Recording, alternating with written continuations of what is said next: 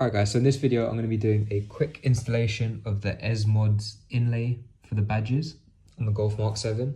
So these basically just go on the inside of your badges to match the colour of your body panels. So my Golf is tungsten silver, and these will obviously go inside. This for the front badge, the bigger one, and this for the rear badge. There's a whole load of different colours that pretty much match your colour of your car. So I'll leave the link in the description below, make sure you check it out. Comes with some instructions. It's fairly simple, literally just clean where the inlays go and stick it on. A little sticker to put on your window and the two badges. So as you can see, they do have the metallic look to it. I don't know if the camera can catch it. So this is it against the car, and it is a fairly good match. Alright, so the first thing you want to do is grab a cloth or a microfiber and give it a wipe down. I cleaned my car last week.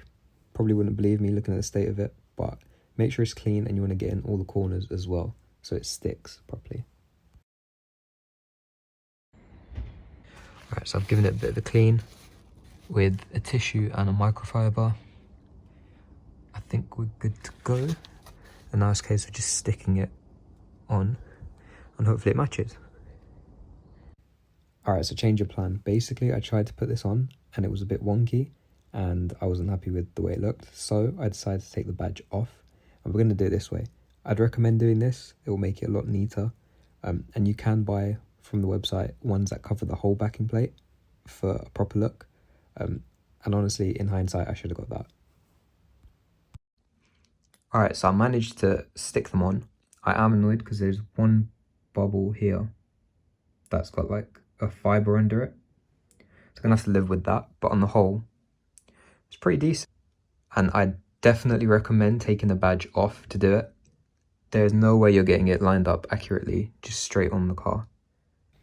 Okay, so that's the final product. I'm actually really happy with how well the colour matches. It honestly looks like paint and it's got all the metallic glare to it as well. So really happy with the quality of it. I'll leave the link in the description below. Make sure you check it out. And yeah, if you have any questions, drop them in the comment section below. I'll get back to you as soon as I can. Other than that, subscribe for more GTI mods and I'll catch you guys in the next video. Peace.